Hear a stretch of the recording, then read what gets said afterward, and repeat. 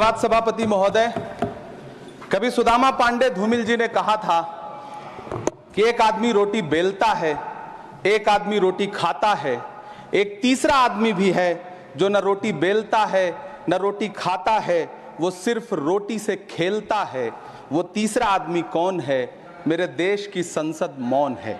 सभापति महोदय, वो भी क्या दिन थे जब संसद में देश का बजट पेश होता था तो देश की सड़कें ठहर जाया करती थीं।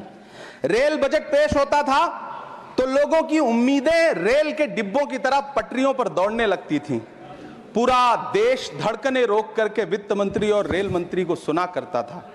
अफसोस, अब बजट पेश हो जाता है, मीडिया चैनल सरकार का महिमा मंडन करते हैं और बेचारी जनता बजट के आंकड़ों के शब्द जाल में उलझी हुई महीनों बाद समझ पाती है कि उसका तो फिर से कट गया। सभापति महोदय, पिछले 2 साल अमृतकालीन बजट पेश किए गए और इस बार एक नई शब्दावली गढ़ी गई है, तुष्टीकरण बनाम संतुष्टीकरण का बजट। सभापति महोदय, सुनने में कितना अलंकारिक लगता है ये शब्द। सोच रहा हूं देश की वित्त मंत्री और प्रधानमंत्री जी से पूछूं कि आखिर किसकी संतुष्टि? जिस बजट में मनरेगा के लिए 1 रुपए की बढ़ोतरी ना हो, वही पुराना 86,000 करोड़, जबकि पहले ही 9,754 करोड़ का घाटा हो, जिस मनरेगा से करोड़ों मजदूरों के घर में चूल्हा जलता हो, उस मनरेगा में काम करने वाले गरीब मजदूरों के लिए अगर आपके खजाने से 1 रुपया भी इजाफी नहीं निकल सका तो भला कौन संतुष्ट हुआ साहब? इस देश का गरीब मजदूर या आपके उद्योगपति दोस्त? वो जो महाराष्ट्र में लोकसभा और विधानसभा के बीच में 40 लाख मतदाता बढ़ाए गए थे, अरे उन्हीं के लिए मनरेगा का थोड़ा सा बजट बढ़ा देते। क्या उसमें मनरेगा का एक भी मजदूर नहीं था? 40 लाख लोगों में सारे के सारे 12 लाख की छूट वाले से आगे के लोग थे। सभापति महोदय, कल जब वित्त मंत्री जी देश की संसद में भाषण दे रही थी तो वहां मुंबई में कोई गरीब इंसान जब अपनी जेब टटोल करके अपनी मोटरसाइकिल में 1 लीटर पेट्रोल भरवा रहा था तो उस पेट्रोल की कीमत थी 103 रुपया प्रति लीटर। आखिर इतना महंगा पेट्रोल डीजल खरीद के कौन संतुष्ट हो रहा है? इस देश के गरीब लोग या फिर सरकार के चहेते धन्ना सेठ?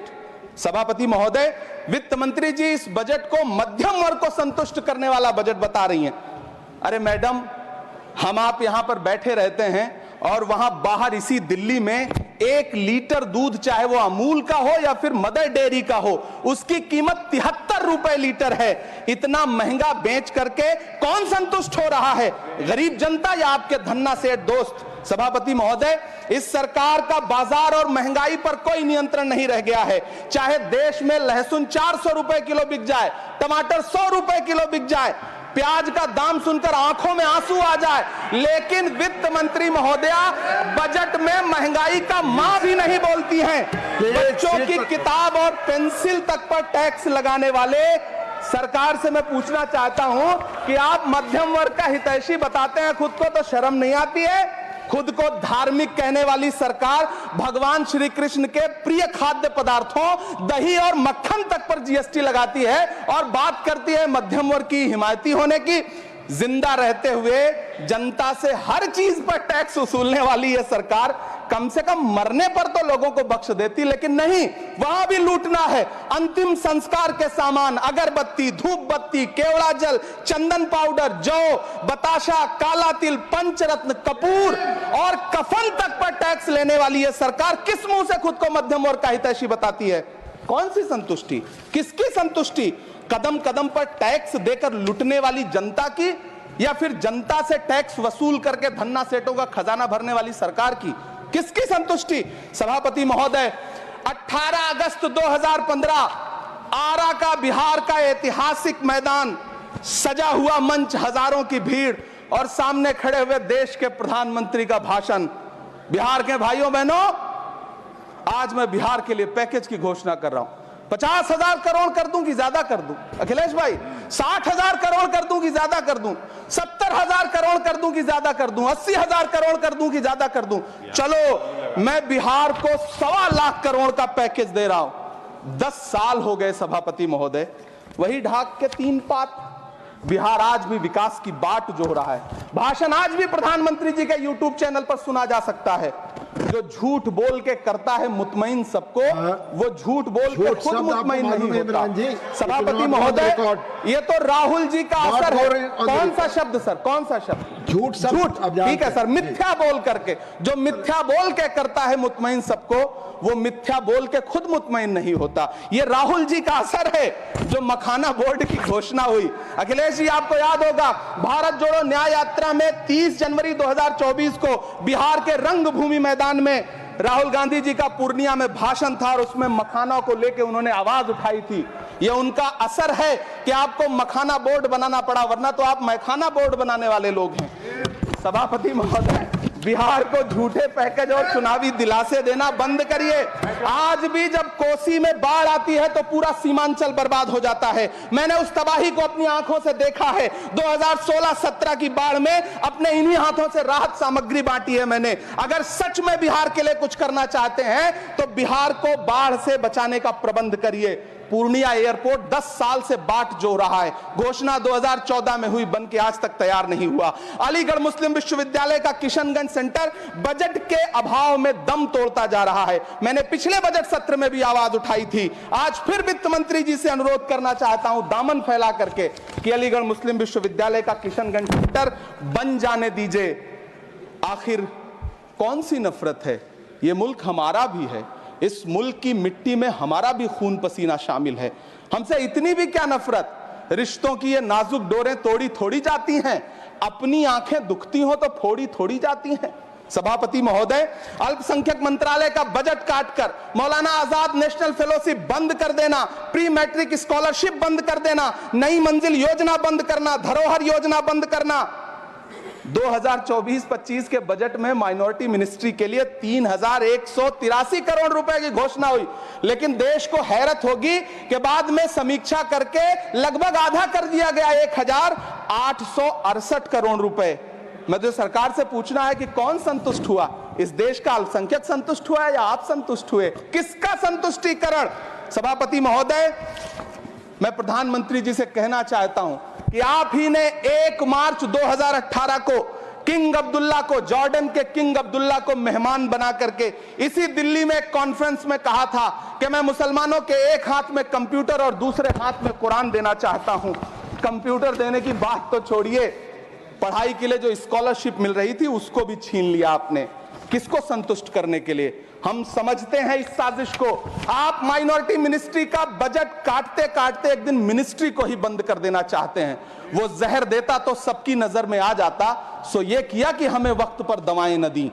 सभापति महोदय, मैं तो वित्त मंत्री जी से पूछना चाहता हूं आपके माध्यम से कि शायद आपको पता ही नहीं है कि गृहस्थी चलाने वाली एक गृहिणी की मुश्किलें क्या क्या होती हैं। आपने कभी सोचा भी नहीं होगा कि जब वो किचन में सब्जी बनाने के लिए कढ़ाई में तेल डालती है तो उसके साथ उसके आंसू भी गिरते हैं। सभापति महोदय, शायद उन्हें पता भी ना हो कि एक छोटी सी गाड़ी और एक छोटे से फ्लैट का EMI भरने के बाद इस देश का एक गरीब इंसान जब अपने बच्चों की फीस भरने के बारे में सोचता है तो उसे कितनी खुशियों का गला घोंटना पड़ता है। शायद उनको पता भी नहीं है कि फसल बेच करके बिटिया की शादी का सपना सजाने वाला किसान जब अपनी फसल बर्बाद देखता है तो कितनी रातें सो भी नहीं पाता है। सभापति महोदय, शायद वो कभी इस पीड़ा को समझ ही नहीं पाएंगी कि परिवार के किसी एक सदस्य को कैंसर जैसी बीमारी हो जाए तो घर और जमीनें गिरवी रख उठती हैं लेकिन इलाज नहीं हो पाता। सभापति महोदय, इसी देश की संसद में कभी स्वर्गीय सुषमा स्वराज जी ने कहा था कि जब देश की करेंसी गिरती है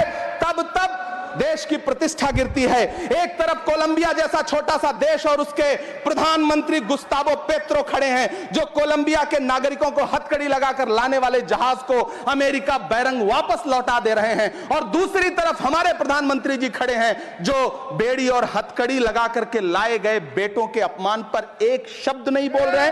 सभापति महोदय, मैं इतिहास के पन्ने पलट रहा हूं, मुझे 2 किरदार याद आ रहे हैं। एक तरफ निक्सन के 7वें बेड़े की धमकियों के सामने लोहे की तरह अडिग इंदिरा गांधी खड़ी हैं, तो दूसरी तरफ खुद ही नमस्ते ट्रंप का नारा लगाते हुए प्रधानमंत्री जी खड़े हैं। मेरे कानों में सुषमा स्वराज जी की आवाज गूंज रही है। बहुत कम बोलने वाले डॉक्टर मनमोहन सिंह ने बहुत ज्यादा बोलने वाले प्रधानमंत्री जी को जब देश की बागडोर सौंपी थी तो $1.58 का था, आज 85 से 87 के बीच में झूल रहा है। इन दिनों रुपए की अहमियत गिरती है तो न तो देश की प्रतिष्ठा गिरती है ना प्रधानमंत्री की गरिमा। जिस देश में 80 करोड़ लोगों को 5 किलो राशन के लिए कतारों में लगना पड़ता हो, उस देश में यह सरकार 12 लाख तक के टैक्स न लेने के लिए अपनी पीठ थपथपा रही है। हुकूमत इस कदर आवाम पर एहसान करती है, ये आंखें छीनती है और चश्मे दान करती है। सभापति महोदय, महाराष्ट्र का भिवंडी हो, मालेगांव हो, इचलकरंजी हो, यूपी का बनारस हो, मुआयमा हो, मुबारकपुर हो, रांची का छोटा नागपुर हो, बिहार का भागलपुर हो, हर जगह बुनकरों की उम्मीदें तोड़ रही हैं, लेकिन इस सरकार के पास उनके लिए कुछ भी नहीं है। मुरादाबाद का पीतल उद्योग, कानपुर का चमड़ा उद्योग, सहारनपुर का लकड़ी उद्योग, फिरोजाबाद का चूड़ी उद्योग, अलीगढ़ का ताला उद्योग, सब सरकारी प्लानिंग से तबाह हो रहे हैं। इन तमाम के बीच सरकारी सपोर्ट से बस एक उद्योग फल फूल रहा है, नोएडा का नफरत उद्योग। सभापति महोदय, जिस देश में 40 से 45% मेडिकल फैकल्टी की सीट खाली हो, वहां बजट में 75,000 नए मेडिकल सीट्स का ऐलान हो रहा है। सरकार बहादुर, कम से कम इस देश के पढ़े लिखे युवाओं को तो मूर्ख समझना बंद करिए। वो अब तिजारती पहलू निकाल लेता है। पहले 7500 मेडिकल सीट्स बाद में बनाइएगा, पहले जो एम्स में 2161 पद खाली पड़े हैं उनको तो भर दीजिए। वो अब तिजारती पहलू निकाल लेता है। मैं कुछ कहूं तो तराजू निकाल लेता है। मैं इसलिए भी तेरे फन की कद्र करता हूं तो झूठ बोल के आंसू निकाल लेता है। सभापति महोदय, फिर झूठ आया है, मैं उसे मिथ्या कर दे रहा हूं। शायरी में बार बार आ जाता है, क्या करूं महोदय। काश ये बजट, सभापति महोदय, वो एक शब्द मैं मिथ्या कर दे रहा हूं सर, वो एक शब्द को हटा दीजिए। ध्यान रखें, ऐसे जो भी शब्द होंगे आपके वहां। सभापति महोदय, काश ये बजट बीपीएससी के पेपर लीक की शिकायत करने वाले नौजवानों पर बरसती हुई पुलिस के लाठियों पे, जख्मों पर मरहम लगा पाता। सभापति महोदय, पिछले 80 दिन से 70 साल का एक बुजुर्ग एमएसपी की लीगल गारंटी मांगता हुआ आमरण अनशन पे बैठा हुआ है। काश ये बजट किसान नेता जगजीत डल्लेवाल की टूटती हुई सांसों की पीड़ा सुन पाता। काश ये बजट प्रतियोगी परीक्षाओं की तैयारी के लिए दिल्ली, कोटा, पटना, अहमदाबाद जैसे शहरों में, इलाहाबाद जैसे शहरों में किताबों के साथ गल रहे युवाओं के सपनों को जिंदगी दे पाता। काश ये बजट वंदे भारत के सुनहरे विजुअल के बजाय देश की गरीब जनता को कुछ और पैसेंजर ट्रेनें दे पाता। काश ये बजट सीनियर सिटीजन को ट्रेन टिकटों में मिलने वाली रियायतें वापस लौटा पाता, जिनको सरकार ने कोविड के नाम पे छीन लिया था। काश ये बजट किसानों की राह में कीले नहीं बल्कि कालीन बिछाने वाला बन पाता। काश ये बजट सरकारी मालिकों को यह समझा पाता कि नेहरू को कोसने से अर्थव्यवस्था नहीं सुधरेगी, उसके लिए डॉक्टर मनमोहन सिंह साहब की अर्थ नीति अपनानी पड़ेगी। पिछले 11 साल से नेहरू जी को कोस रहे हैं, आखिर कब तक कोसिएगा? थोड़ा पंडित नेहरू जी के बारे में पढ़िए, तब पता चले कि पंडित नेहरू की शख्सियत का नाम है। दुनिया का पहला ऐसा राजनेता जिसने अपनी जिंदगी की आजादी के लिए, देश की आजादी के लिए 3259 दिन अंग्रेजों की जेल में बिताए। पंडित नेहरू एक ऐसे महान शख्स जिनके पिता पंडित मोतीलाल नेहरू, जिनकी बहन विजय लक्ष्मी पंडित, जिनके बहनोई पंडित रंजीत सीताराम, जिनकी बेटी इंदिरा गांधी, जिनके दामाद फिरोज गांधी, सब ने अंग्रेजों से लड़ते हुए स्वतंत्रता आंदोलन में जेल काटी। आप किस मुंह से उनकी लकीर छोटी करने की बात करते हैं? नहीं कर पाइएगा, 7 जन्मों में नहीं कर पाइएगा, क्योंकि जिस्म की मौत कोई मौत नहीं होती है। जिस्म मिट जाने से इंसान नहीं मर जाते, धड़कने रुकने से अरमान नहीं मर जाते, सांसें थम जाने से ऐलान नहीं मर जाते। जिस्म की मौत कोई मौत नहीं होती है। सभापति महोदय, मैं आपके सामने खड़ा होकर के एक बहुत छोटी सी कहानी सुनाना चाहता हूं कि महान बादशाह सिकंदर ने जब यूनान फतेह किया तो जीत का जश्न मनाने के लिए शहर की सड़कों पर निकला, तो उसने देखा कि पूरा शहर तो जश्न मना रहा है, एक फकीर सड़क के किनारे चादर तान के सो रहा है। सिकंदर को गुस्सा आया, घोड़े से उतरा, उस फकीर के पास गया और उसे सोता देख करके उसे जोर की एक लात मारी और लात मार के कहा कि क्यों रे फकीर, मैंने यूनान फतेह कर लिया, लोग जश्न मना रहे हैं और तू सो रहा है। उस फकीर ने उन्नीदी आंखों से सिकंदर को देखा और देख करके कहा कि शहर जीतना बादशाहों का काम है, लेकिन लात मारना तो गधे का काम है। सभापति महोदय, गरीब जनता को लात मारना बंद करिए।